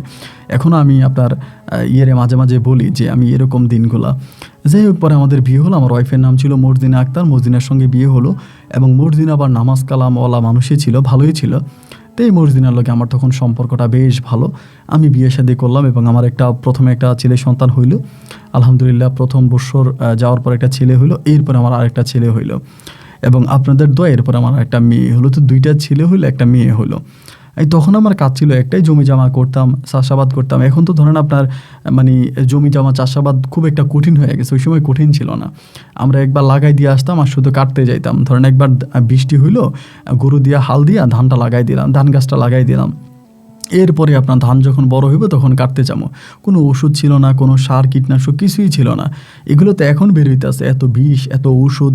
খাবার খাই না, বিষ খাই বাবা। এখন মাঝে মাঝে এটাই চিন্তা করি, ওই সময়টাতে খাবারের মধ্যে কোনো কিছু ছিলই না। আমরা কোনো মানে কীটনাশক ব্যবহারই করতাম না, শুধুমাত্র গরুর গোবর পানি, এতে আমাদের ধান হয়ে যাইতো। কি সুন্দর ফসল হতো বাবা, এইগুলো এখন আর দেখতে পাই না। আচ্ছা, যাই হোক, তো এরপরে আস্তে আস্তে করে এই আমার জীবনের সময়গুলো কাটতেছে। আমি আমার মতো করে আসি, পরিবার নিয়ে আসি, আমার বউ বাচ্চা ছেলে। তো আমার বড় ছেলেটা তখন মোটামুটি অনেকটা বড় হয়ে গেছে, যেটা একেবারে বড় ওইটা বড় হয়ে গেছে। তাই বড় ছেলে আমি আর মাদ্রাসা লাইনে পড়াইতেছে, মাদ্রাসায় পড়াশোনা করবে, ওই হিসাবে মাদ্রাসা লাইনে ওরা আমি দিছি। তাই এইরকম করতে করতে একদিন হলো কি, ওই মাদ্রাসা থেকে আসতেছে ভাই। এই ঘটনাটা আপনার প্রায় 40, 45 বা 50 বছর পরেই হবে, মানে আতা চলে যাওয়ার পরে আর কি। সঠিক তো আর আমার ধারণা নাই যে কত বছর পরে, তবে আনুমানিক 40-50 বছর পরেই হবে। আমার ছেলেও তখন মোটামুটি বড় হয়ে গেছে, তাইলে বুঝতেছেন যে কত বছর পরে। তো এবার হইল কি, আপনার আতা তখন করছে কি, আপনার এই আমার ছেলেটা তখন আসছে। আমার ছেলেরা, মেয়েরা তো এগুলো আর এই বিষয়গুলো জানে না, আতার বিষয়গুলো। আমার ওয়াইফও ওভাবে জানে না। আমার ওয়াইফ একটু জানে যে আতার আমার একটা বন্ধু ছিল, হঠাৎ তারে পুরীতে নিয়ে গেছে, এইটা জানে। কিন্তু আমার ছেলেরা কিন্তু এসব কিছুই জানে না। তো আমার বড়ো ছেলে একদিন কোত্থেকে জানে আসছে, এসে আমার বলতেছে, রাত্র তখন আপনার 10টা, 10:30 মতো বাজে। তো আমি রাতের খানা খাইয়া এই উঠানের মধ্যে বসে আছে। আইসা আমারে বলে, এমনি এসে বলতেছে, যাবো একটা ছেলে আপনারে খুঁজতেছে। একটা ছেলে আমারে খুঁজতেছে? কি বলস? একটা ছেলে আপনাকে খুঁজতেছে, বাড়ির পুকুর পাড়ে দাঁড়ায় আছে। ওই না, বলো পুকুর পাড়ে দাঁড়ায় আছে। তাই আমি বললাম, পুকুর পাড়ে দাঁড়ায় আছে, কোন ছেলে? বাড়িতে নিয়ে আসতে। বলে বাড়িতে আসতে বলছে, আসে না, আমার কাছে মনে হয় আপনার কাছে আসছে। তেন কী রে, আমার কাছে কোন ছেলে আসবে এত রাতের বেলায়? তাই ঠিক আছে, আমি আস্তে আস্তে করে বেরোলাম। বেরোয়া আমি পুকুর কাটে গেলাম। পুকুর কাটে আমার হাতে তখন টর্চ লাইট ছিল, তখন তো মোটামুটি ভালো ভালো টর্চ লাইট বেরিয়ে গেছে। টর্চ দিয়ে দেখলাম যে না, পুকুর ঘাটে কেউ নাই। এদিকে ওইদিকে কোনো দিকে দেখলাম না। দেখে আমার ভিতরে কিন্তু তখনও আপনার কোনো চিন্তা নাই, কোনো ধান্দা নেই যে কে হইতে পারে, ওটাও আমার মাথার মধ্যে নাই। ঘরে এসে আমার ছেলেরে বললাম যে, কী রে, তুই কারে দেখলি? বলছে, আব্বা দেখছি তো একজন আপনাদের খুঁজতেছিল, একটা 15-16 বছরের ছেলে হবে এরকম, গায়ে পাঞ্জাবি পরা। আমারে জিজ্ঞেস করলো যে এটা কি সুরুজ আলীর বাড়ি, আপনার নাম ধরেই বলছে। তখন আমি বললাম, হ্যাঁ, বলুন, আর একটু ডাক দেন। তেন কে, আমি তো আর চিনি নাই। তেন আমি একটু অবাকই হয়ে গেলাম যে কী ব্যাপার, কে? আমি আর কোনো কিছু বললাম না, আমি তখন ঘুমিয়ে গেছি রাতের বেলায়। মধ্যরাতে ভাই, আনুমানিক মধ্যরাতেই হবে, একদম আমার ওই যে এই আতা মিয়ার কণ্ঠটা আমার তো মনে আছে, ছোটোবেলায় ওর যে একটা কণ্ঠ ছিল যখন আমার সাথে থাকতো, বহু বছর একসাথে ছোটো থেকে বড় হয়েছি না ভাই, তা ওর কণ্ঠটা তখন আমি শুনতে পেলাম। আমার ডাক দিছে দুইটা ডাক দেওয়ার পর আমি যখন উঠছি, আমার বউ আমারে বলে কী হয়েছে? আমি বললাম আমার কেউ ডাক দিছে, তুমি শুনছো? বলে না না না, কই ডাক দিল? আমি তো সজাকে, আমি তো কেউ ডাকতে শুনি নাই। আরে আপনি উল্টাপাল্টা সারাদিন বনে বাজারে ঘুরে বেড়ান, শুনতো। বউ আমারে ধাক্কা দিয়ে শোয়াই দিল, আমি আবার শুয়ে গেলাম। এবার শুয়ে যাওয়ার পরে মনের ভিতরে বারবার খটকা লাগতেছে, কে ডাকলো আমারে এত রাতের বেলায়? আমি আর কোনো কিছু বললাম না, না বইলা এরপরের দিন হইল কি, আমার ছেলে তখন আবার আপনার কাজে যাবে, ছেলেটা ধরলাম, রে কালকে যে আমারে তুই বললি একটা ছেলে ডাকতেছে, ছেলেটা দেখতে কীরকম ছিল রে? আমার ছেলে আমারে যে মুখের বর্ণনা দিল, এটা পুরো আতার চেহারা, মানে লম্বা টম্বা যেরকমভাবে বললো আর কি, যে পুরোই আতা, মানে বডির হিসাবে যা বললো। তাই তোরে কি নাম বলছিল? বলে না, নাম বলে নাই, শুধু বলছে আপনার আনার জন্য। তো সারাটা দিন আমি এই চিন্তা করে করে করে করে কাটাই দিলাম, কি ব্যাপার, কে আসলো আমার খোঁজার জন্য? আজকে প্রায় 40-50 বছর পরে মানে আতা আসলো কিনা। এরই মাঝে কিন্তু আতার আব্বা মা দুজনেই মারা গেছে। আতার মা প্রথমে মারা গেছে, এরপর আতার বাবা মারা গেছে, তারা দুজনেই মারা গেছে, শুধু আতার টেনশনে তারা মারা গেছে। আতাদের বাড়িতে কিন্তু এখন আর কেউই নেই। তো এই ঘটনার আপনার ওই রাতটা কেটে গেল, এর প্রায় 2 থেকে 3 দিন পরে আতাদের গ্রাম থেকে তখন একটা কথা বলা বলি হইতেছে, তারা নাকি দেখে যে মাঝে মাঝে আতাদের বাড়িতে তখন খালি, কেউ থাকে না। মানে আতার বাপ মা মারা গেছে, তাদেরকে কবর দেওয়া হয়েছে, বাড়ির সামনেই পুরো বাড়িটাই খালি। আতার যেহেতু আর ভাই বোন নাই, গ্রামের মানুষ আইসা এটা সেটা করে, চাষবাস করে, বা তারা এই বাড়িটা বুক দখল করে। তাদের গ্রামেরই 2-1টা মানুষ বলা বলি করতেছে, রাতের বেলায় নাকি তারা একটা ছেলের ওই বাড়ির মধ্যে হাঁটতে দেখে, মানে আতার বাড়ির মধ্যে, আতাদের বাড়ির মধ্যে হাঁটতে দেখে। তো একে তো আমার ছেলে এসে আমারে বললো যে এরকম একটা লোক আপনাকে খুঁজতেছে। দ্বিতীয়ত রাতের বেলা আমাকে ডাকলো আতা, তার কণ্ঠ আমি শুনলাম। তৃতীয়ত তার গ্রামের মানুষে বলতেছে যে তার বাড়ির মধ্যে এইরকম একটা ছেলে হাঁটাহাঁটি করে। এই 3টা বিষয় মিলে আমি তখন শিওর হয়ে গেলাম যে মনে হয় আতা ফিরে আসছে। কিন্তু আতা যদি ফিরে আসবে, তাহলে আতা এইরকমভাবে কেন আসবে? আতা তো ফিরে আসলে সুন্দর করে আসার কথা, এবং আমি তার বন্ধু মানুষ, আমার সঙ্গে আমার সামনে আসার কথা, আমার সঙ্গে এসে কথা বলবে। এইভাবে আতা ফিরে আসবে, এইভাবে কেন ফিরে আসবে? মানে এই হিসাবটা মিলাইতে পারতেছিলাম না। যাই হোক, এরপরও আপনার রাতের বেলা এসে ঘুমাইলাম। তো ঘুমানোর পরে সেই রাতেও একইভাবে আতা আমার দিল ডাক দেওয়াতে আমি ঘুমের মধ্যে ছিলাম, এত জোরে ডাক দিয়েছে আমি ঘুম থেকে লাফ দিয়ে উঠে বসে গেছি। বসে যাওয়ার পরে আমার বউ আমারে বলতেছে যে কী হয়েছে আপনার, যে আমার ডাক দিছে শোনো নাই? বলে পাগল হয়েছেন নি, ঘুমান তো। তাই শুয়ে শুয়ে চিন্তা করতেছি, আতা কিন্তু আমার ডাকছে। এই আজকের ডাকটা কিন্তু আমি 100% শিওর যে আতাই আমার ডাকছে। তাই সকালবেলা আমার বউ আমারে বলতেছে, আপনার রাতের বেলায় এরকম আপনাদের কে ডাকে, আপনি নাকি শোনেন, একটা কাজ করেন, হুজুরের কাছে যান, গিয়া একটা শরীর বন্ধে তাবিজ দেন গায়ে, যান হুজুরের কাছে যান। তো বউর সঙ্গে কথা বলে আমি তখন হুজুরের বাড়ির দিকে যাচ্ছিলাম। এমন তো সময় আমার কাছে মনে হইলো যে আমি শরীরটা বন্ধ করব না। শরীরটা আমি বন্ধ করবো না এই কারণে, যদি সত্যিই আতা এসে থাকে আজকে 50 বছর পরে, আমার বন্ধু আতাকে আমি দেখতে পাবো। হয়তো শরীর বন্ধ করলে আতা আমার কাছে আসতে পারবে না। এই জিনিসটা তখন আমার কাছে মনে হলো। মনে হওয়ার পরে আমি মাঝপথ থেকে তখন ভাই ফিরে চলে আসলাম যে না, আমি শরীর বন্ধ করবো না। মাঝপথ থেকে আবারও ফিরে আসলাম বাড়িতে আইসা ওই রাতও আমি ধরেন বরাবর মতো প্রতি রাতের মতো ঘুমায় গেছি। এইবারে রাতে যখন আতা আমার ডাক দিল, ওই রাতে যখন ডাকটা দিল, আমি ডাকটা স্পষ্ট শুনছি। তো ওই রাতে কিন্তু আমার বউ ঘুমায় গেছে, মানে সৌভাগ্যবশতই বলবো আমার বউ ঘুমায় গেছে।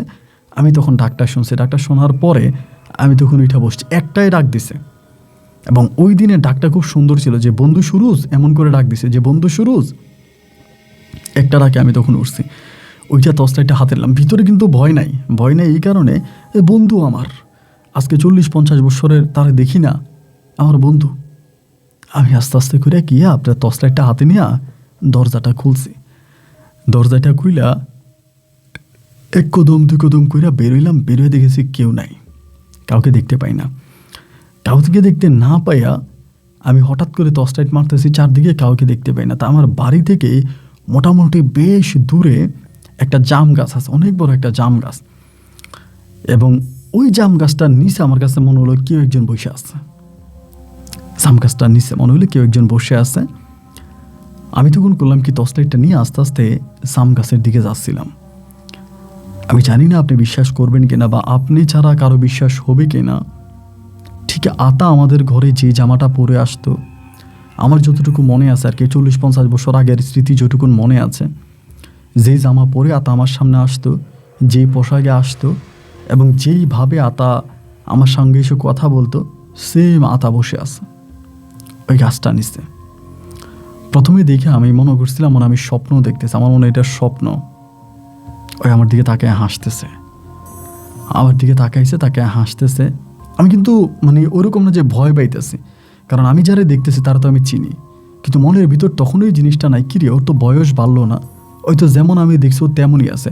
আমি বুড়ো হয়ে গেলাম, দাড়ি মোজ পাইকা গেল, গুজা হয়ে গেলাম, কিন্তু আতারে আমি যেমন দেখলাম আজ থেকে 50 বছর আগে, এখনও 50 বছর আগে যে আতার বয়স ছিল 16, এখনও মনে হলো যেন 50 বছর পরও আতার বয়স 15-16 বছরই হবে। তা 50 বছর আতার বয়স বাড়ে নাই। আমি এটাই বলতেছিলাম মনে মনে।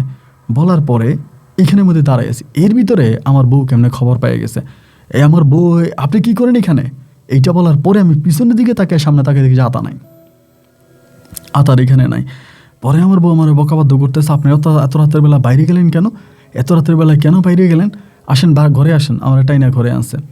আনার পরে আমার বউগুলো কি তখন আমাদের পার্শ্ববর্তী গ্রামের এক হুজুরকে নিয়ে আসছে পরের দিন।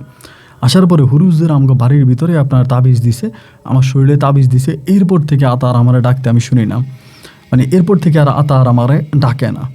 এইভাবে আপনার প্রায় অনেক দিন কেটে গেল, আমি আতার আর ডাক শুনতে পাই না। তো এবার হইলো কি, ইচ্ছে করে আমি আমার শরীরের তাবিজটা খুলে ফেলছি, শরীরে যে তাবিজটা আছে তাবিজটা খুলে ফেলছি। তো আমাদের এখান থেকে আপনার কাচ্চেনি পাড়া বলে একটা বাজার আছে। তো আমার ছেলে যাওয়ার সময় টাকা দিয়ে গেছে, বা কাচ্চেনি বাজার থেকে আপনি মাছ নিয়ে আসেন, মানে মাছ তরকারি নিয়ে আসেন। মঙ্গলবার ছিল দিনটা।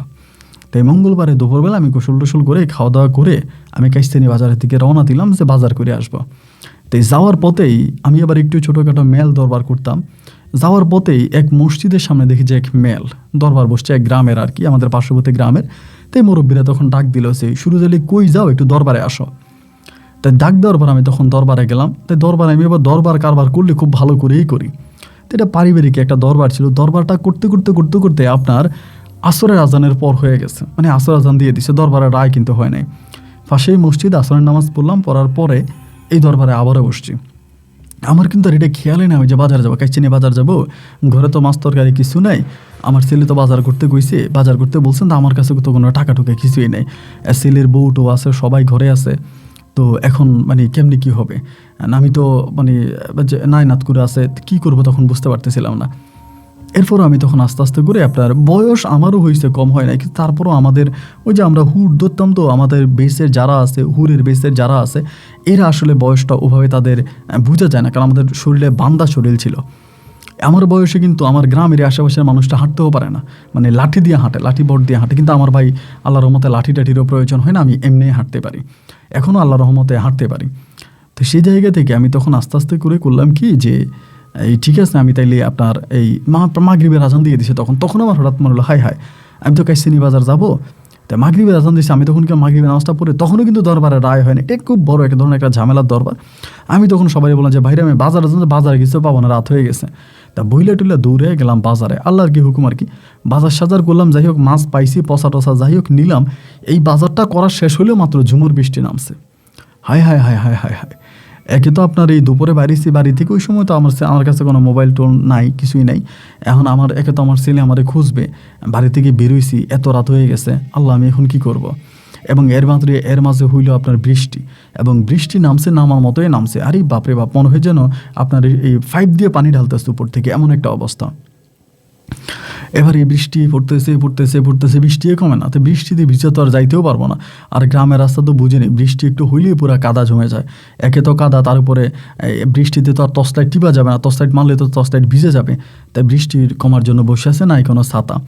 রাত্রে 10:30 কি 11টার দিকে বৃষ্টিটা আপনার মোটামুটি একটু কমছে। বৃষ্টিটা কমার পরে আমি তখন চিন্তা করলাম যে যাক, এবার যাওয়া যাক। তাই বৃষ্টিটা কমার পর আমি তখন রওনা দিলাম আমরা ওই বাজারটা, কাচিনি বাজার থেকে। তাই কাচিনি বাজার থেকে 2টা গ্রাম পার হয়ে আমাদের গ্রামটা, প্রথম গ্রামটা পার হইলাম। এবং এরপরে গ্রামটা পার হওয়ার আগে এখানে একটা আগে হিন্দুদের না, বৌদ্ধদের একটা বৌদ্ধ বিহার ছিল। কিছু বৌদ্ধ ফ্যামিলি ছিল, তারা এখানে থাকতো। এখন তারা চলে গেছে, তারা এখন নাই।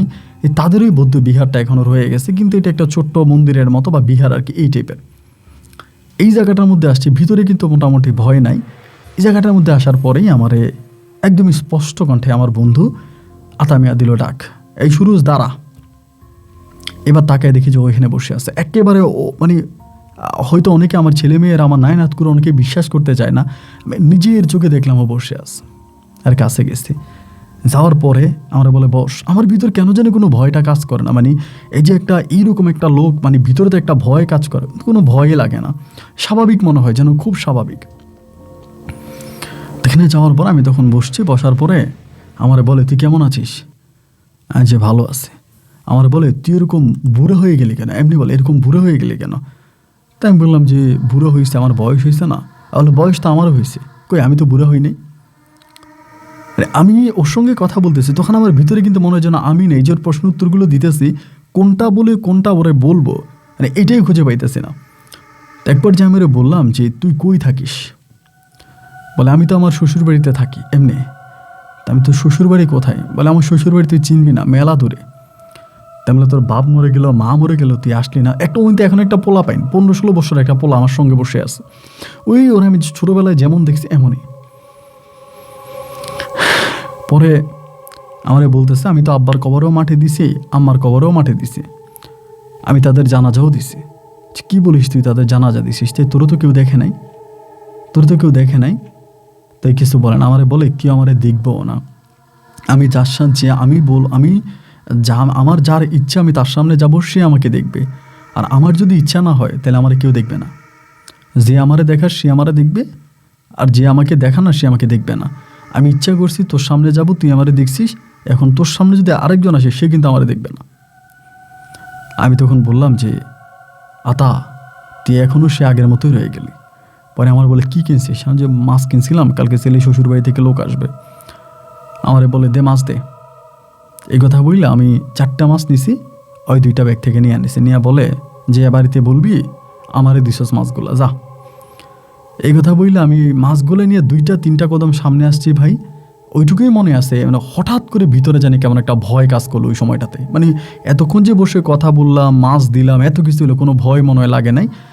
ওরে পার করে 2টা কদম সামনে আসতে আমি হঠাৎ করে জ্ঞান হারিয়ে ফেলি। ওই জায়গায় জ্ঞান হারিয়ে ফেলি। পরে আমার যখন জ্ঞান ফিরে আমি দেখি আমি আমার বাড়ির উঠানে, আমার ছেলে মেয়েরা সবাই কান্নাকাটি করতেছে, আমি উঠানের মধ্যে শুয়ে আছি, চোখে মুখে দিয়ে তারা তখন আমারে মানে জ্ঞান ফিরাইলো। জ্ঞান ফিরানোর পরে এই সবাই আমার ধরছে, তুই কই গেছিলি এবং কি হয়েছে তোমার, এটা সবাই বলতেছে, আমার বউ বলতেছে, আমার ছেলে সবাই বলতেছে। আমি যে এই ঘটনা, মানে আমি আর ঘটনা ভিতরে লুকিয়ে রাখি না যে এই ঘটনা। এইবার তো এটা কেউই বিশ্বাস করে না, সবাই বলে ধুরো আতা চলে গেছে, আজকে 40-50 বছর হয়েছে, আতার কোনো খবর নেই। 40-50 বছর বয়স পরে এই 16 বছরে আতা তোর কাছে কেমনে আসবে? না না না না না, এটা পুরোই একটা অবাস্তব কথা, কেউই এই কথাটা বিশ্বাস করে না রে ভাই। আমি কাউরে এটা বিশ্বাস করতে পারি না। আমি বললাম যে দেখেন, আমি আতার নিজের চোখে দেখছি, আমি ওর সঙ্গে কথা বলছি, তো মানে খুবই একটা ইয়েতে করতেছে। তো যাই হোক, এইরকম করে ধরেন কেউ বিশ্বাস করলো না। আমার রাত কেটে গেল, আমার বউ তখন আমার গালাগালি করে, আপনি তাবিজ খুললেন কেন, শরীরে তাবিজ কেন খুলছেন? এই তাবিজগুলো খোলার কারণেই তো আপনি এরকম সমস্যা দেখা দিচ্ছে, আপনি আবার তাবিজ পরেন। তো আমার বউ আমার শরীরে আবারও পরাইলো তাবিজ। এইবার তাবিজ পরানোর পরে এই আবার আপনার 2-3 মাসের মতো কেটে গেছে। 2-3 মাস পরে একদিন আমি গোসল করার জন্য আমাদের ওই দিঘিতে গেছিলাম, যে দিঘির পাড়ে বসে আতা সবসময় আপনার বাঁশি বাজাইতো। ওই দিঘির পাড়ে আপনার রাতের বেলায় না, দিনের বেলায় আপনার ধরেন এই 2টা কি 3টা বাজে ওরকম আর কি, পরন্ত বিকেলের দিকেই। তাই আমরা আবার যাওয়ার সময় লুঙ্গি নিয়ে গেছিলাম, লুঙ্গিটা ঘাটে রাখে আমি তখন গোসল করতে নামছি। তাই গোসল টোসল করতেছে, আমার শরীরে কেমন যেন সমসম করতেছে। তো এই যে গোসল করছে, আমার মনে হয় যে না, এই যে আমার গোসলের সাথে হাতের বাড়ি লেগে না কীভাবে আমার তাবিজটা খুলে গেছে। শরীরে যে তাবিজটা ছিল, বয়স হয়েছে তো, চামড়া তো ঝুলে গেছে, তাবিজটা খুলে গেছে। খুলে যাওয়ার পরেই আমি ঘাটে দেখলাম যে আতা বসে আছে, একদম দিনের বেলায় ভাই, তখন রাতও না কিছুও না, এবং স্পষ্ট দেখতেছে বসে আছে দিনের বেলায়। যদি রাত হইতো তাইলে হয়তো একটা মনে বুঝাতাম যে ভুল দেখতেছে দিনের বেলায়। তখন কিন্তু ভয় পাই না, দিনের বেলায় চারদিকে আলো, একেবারে একদম যুবক, 16 বছরের একটা যুবক, তরতাজা একটা যুবক, আমি যেমন তারা দেখেছি সে এমনই বসে আছে। এইখান থেকে আমার বলতেছে যে এই আমার কাছে আসবেন, ওইখানে থাক, রাতের বেলা এই জায়গায় আসবি, তোর সঙ্গে আমার মিটিং আছে, রাতের বেলা এই জায়গায় আসবি, তোর সঙ্গে আমার কথা আছে, আসবি কিন্তু। এইটা বইলা ওই তখন মানে আপনার এইখান থেকে ওইটা হাইটা চলে যেতেছে। আমি পুকুর থেকে লাফ দিয়ে উঠলাম, ওইটা ঘাটে এসে দেখি যে ও নাই। ও তো এইদিকে সেকেন্ডের মধ্যে আর কই যাবে, না ও আর নাই। আমি এই ঘটনা আর কাউরে বললাম না, কারণ আমার ছেলে মেয়েদেরকে বললে তারা তো আরও বেশি খেপে যাবে, রেগে যাবে। তা আমি গেছি বাড়িতে যাইয়া খাওয়া দাওয়া কইরা চিন্তা করতেছি কি দেখলাম। এরপরে আমি তখন আস্তে আস্তে করে রাতের বেলায় চিন্তা করতেছি আজকে যাবো, আল্লাহ ভাগ্যে যা রাখছে তাই হবে, আতার সঙ্গে আজকে আমি দেখা করবই করব। মধ্যরাতে আমি তখন আস্তে আস্তে করে দিলাম রওনা দিলাম। আমার বউরে বললাম যে এক জায়গায় যাব, মেল আছে, মেলের কথা বলে বেরিয়েছে। আমার বউরে বলি না যে এই ঘটনা। আমার বউ বলে এত রাতে কিসের মেল? আমি যে হ্যাঁ, মধ্যরাতে মেলটা হবে, মেলে যাব। ভাই আস্তে আস্তে করে আপনার দিলাম রওনা দিয়ে একটা পর্যায়ে আমি এই দিঘির ঘাটে আসলাম। আইসে দেখি যাতা বসে আছে, সুষ্ঠু সবলভাবে বসে আছে, যেমনি আগে বসে থাকতে এমনি। আমি কি ওর পাশে বসছি, বসার পর আমার বলে তুই কি মানুষ? তাই আমি বললাম ক্যা, তাই লেট করলি কেন? আমি বললাম যে লেট হয়ে গেছে, তাহলে মাফ করে দে। তুই তো জানিস সংসারে কত টেনশানে আছি, আমার সংসারে তো অভাব, এত ছেলে মেয়ে নাই নাতকুর, এক ছেলে কামাই করে, ওর কামাই কি হয়, খুব অভাবে আছে। তখন আমারে বলে তুই যে অভাবে আসিস, আমারও তো কোনো দিন বললি না, তুই অভাবে আসিস। আমি বললাম না, তোরে আর কেমনে বলবো, তোর তো বলার সুযোগ হবে নেই, তুই তো আমার কাছে আসিস না, তুই তো তোর মতো করে উড়ে বেড়াস। কথা যে বলতেছি আমি কিন্তু তখনও বুঝতেছি যে আমি যার সঙ্গে কথা বলি সে সম্ভবত মানুষও না, এটাও মনে তখন বুঝতেছি, কিন্তু ভয়টা কাজ করতেছে না। আমার কাছে মনে হয় যে আমি ওর সামনে গেলে মাঝে মাঝে আমার ভিতরে কোনো ভয়ই থাকে না, আবার মাঝে মাঝে এতটা ভয় লাগে যা বলার মতো না। সুষ্ঠুভাবে একেবারে একদম পাশাপাশি বসে কথা বলতেছি। তা আমারে বলে যে আমি আর তোর কাছে আসবো না। বলে আমি আর তোর কাছে আসবো না। কেন আসবি না? বলে তুই আমার ক্ষতি করছিস। আমারে বলে কি ক্ষতি করছি তোর? বলে তুই পুরো গ্রামবাসীকে জানাই দিছিস তুই আমার মাছ দিয়ে আসছিস, আমার সঙ্গে তোর কথা হয়েছে, আমার বউয়ের কাছে বিচার গেছে, আমার বউ খুব রাগ করছে, আমার বউ এমনি আমার আসতে দেন এই জায়গায়, আমার মন খারাপ লাগে। আমি চিন্তা করলাম তোর সঙ্গে একটু দেখা করি, ভিতরে খুব খারাপ লাগে, এই জন্য আমি তোরে দেখতে আসছি। আমার বউ খুব রাগ করে, আমার বউ আমার আসতে দেয় না, আমার বউয়ের পুরোই নিষেধ, কড়াকড়ি নিষেধ যে আপনি যাবেন না ওইদিকে। তারপরও আমি আসছি তোর সঙ্গে দেখা করার জন্য, আর তুই এটা সবার কাছে বলে দিলি, কাজটা ভালো করিস নাই, তুই কেন সবার কাছে বলে দিলি? তা আমি বললাম দেখ আমি তো অজ্ঞান থেকে জ্ঞানে আসছি। বলে অজ্ঞান হলি কেন তুই? এমনি ভাই একদম স্বাভাবিক মানুষের মতো, অজ্ঞান হলি কেন তুই আমার বন্ধু না, আমরা একসাথে থাকতাম না? তো যাক আমি চলে যাচ্ছি, আমি আর কোনোদিনও মনে হয় তোর সামনে আর আসবো না, তোর সঙ্গে আমার আর কখনো দেখা হবে না। আমার বউ আমাকে কড়া নিষেধ করে দিছে, আর তোর কাছে আসার যে রাস্তা, ওই রাস্তাটাও সম্ভবত আমার আর থাকবে না, আমি শেষবারের মতো তোর সঙ্গে দেখা করতে আসছি। পরে আমি বললাম এগুলো তুই কী বলিস? আমি মরার পথের যাত্রী, আমি মারা যাব, তুই এখনও জোয়ান। ওই তখন আমার একটা কথা বললো যে আমি মারা যাব এই বয়সে, এই বয়সে বলতে এরকমভাবেই। ও বলে আমি যখন মারা যাব আমার চেহারা এরকমই থাকবে, আমার চেহারা নষ্ট হবে না, আমি এমন একটা জিনিস ব্যবহার করেছি যার জন্য আমি এরকমই থাকবো মরার পর্যন্ত। তোরা বয়স হবে, তোদের বয়স বাড়বে, আমার বয়স বাড়বে না। তা তো আমি নিতান্তই তাই দেখতেছি। পরে আমি বললাম যে আমার সংসারে অনেক অভাব, খুবই অভাবে থাকতে পারি না, খুব যন্ত্রণা, ছেলে মেয়ে নিয়ে খুব কষ্ট আছে। এগুলো বলার পর যায় ওই তখন বলে দেখ আসলেই তুই অভাবে আসিস, তোর অভাব দেখতেছি, তা আমি তোর কাছ থেকে 2টা মাছ খাইছি, তুই আমার মাফ করে দিস, তা তোর আমি একটা জিনিস দিয়া যাই। এই কথা বললেও তখন আমার একটা পাথর দিল। পাথরটা কি? একেবারে সাদা একটা পাথর, আপনার সাদা কাগজ যেরকম না, কাগজের কালার একটা পাথর, পরিষ্কার, একদম পরিষ্কার একটা পাথর, পাথরের সাইজটা এতটুকু হবে। আমার হাতে পাথরটা দিল, দিয়া বলে তুই এই পাথরটা তোর ঘরে যাবি, ঘরে যাওয়ার পরে তোর ঘরের মাঝখানে, যে ঘরে তুই ছেলে মেয়ে থাকিস, ওই ঘরের মাঝখানে 2 হাত বরাবর মাটি করবি, 2 হাত বরাবর মাটি কইরা এই মাটির নিচে তুই পাথরটা রেখে উপর দিয়ে মাটি দিয়ে দিবি। এর ঠিক 1 সপ্তাহ পরে, যেদিন দিবি তার 7 দিন পরে এটা তুই খুইরা আবার পাথরটা উঠাবি, উঠে তুই যা পাবি তাতে তোর সারা জীবন কেটে যাবে। ওই গর্তটা করে রাখবি, রাখার পরে 1 সপ্তাহ পরে তুই মাটিটা খনন করে যে পাথরটা উঠাইতে গিয়ে তুই যা পাবি আর তাতে তোর সারা জীবন কেটে যাবে, তোর 14 পুরুষের আর কামাই করা লাগবে না। তবে সাবধান যাতে এটার মধ্যে না পাকি না লাগে, এটা সাবধান। এই কথাবার্তার মাঝে বলে আমি চলে যাব, আমার ওয়াইফ আসছে, আমি চলে যাব। তো ওই দিন আমি একটা জিনিস দেখছি, আমি আর আতার সম্বন্ধে এটা বলতে চাই না, আমাকে একটা জিনিস দেখাইছে, আমি নিজের চোখেই দেখছি, যাই হোক এটা গোপনীয় থাক। এরপরেও চলে গেছে। পাথরটা একদম গরম, মোটামুটি অনেক গরম। পাথরটা নিছি, পাথরটা তখন আমার এই হাতের মধ্যেই আছে, ওই জায়গার ভিতরে। আমি তখন আস্তে আস্তে করে বাড়ির দিকে আইতাছি, শরীরটা কাঁপতেছে। এই সময়ের ভিতরে দেখি যে আমার ছেলের বউ, আমার বউ, তারা দাঁড়ায় আছে, আমার নাতিসহ দাঁড়ায় থেকে এর ভিতরে আমাদের বাড়িতে আমার এক দুঃসম্পর্কের আপনার বাতিজির ঘরের মেয়ে হয় আর কি, ওর বিয়ে হয়েছে অল্প কিছুদিন হয়েছে, ওই বেড়াইতে আসছে পাশের বাড়ির, ওইও তখন উঠে আসছে। আসার পরে সবাই মিলে আমার ধরছে, কই গেছিলেন? আমার বউ বলে, কই গেছিল সত্যি করে বলো। আমি বলে, আরে মেলে গেছিলাম। আমার বউ বলে, এই গ্রামে কোনো মেল নাই, আশেপাশে 10 গ্রামেও কোথাও মেল নাই, এতে তোমার ছেলে গিয়ে দুনিয়া খুঁজে আসছে, সে কোথাও মেল পাই নাই, তুমি মেল কই পাইলা? কোন মেলে গেছো তুমি? কোন মেলে গেছো?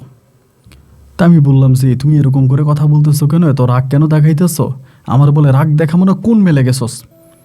এই কথার ভিতরেই তখন হইল কি, আমার ওই যে পাথরটা আমার পকেটে ছিল, ওই পাথরটা থেকে মনে হয় আলো জ্বলতেছে, মানে কেমন যেন একটা আলো ছড়াইতেছে। পাথরটা পকেটে ছিল, পাঞ্জাবির পকেটে, ওই থেকে মনে হয় আলো জ্বলতেছে।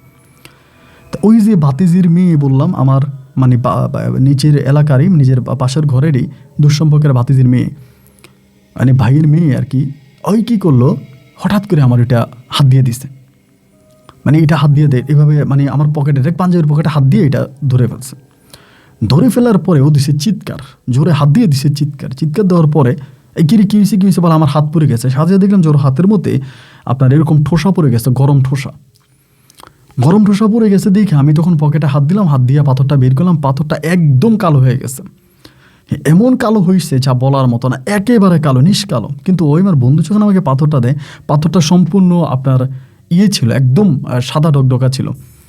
আমি এই পাথরটা আর কাউরে ধরতে দিলাম না, গরম হয়ে গেলাম সবার সঙ্গে। গরম হইয়া আমি তখন করলাম কি, রাগারাগি করে আমি ঘরে চলে গেছি। ঘরে গিয়া ওই রাতে আমি আর পাথরটা কিছু করে না রাইখে দিছি। পরের রাতে জায়গা খুঁজা ওই জায়গার ভিতরে 2 হাত গর্ত করে, আমার তো মাটির ঘর ছিল, মাটির ঘরে আমি এটা রাখছি। আমার কাউরে, আমার ছেলে মেয়ে কাউরে দেখাইতে দিন, আমার বউরও দেখায়নি।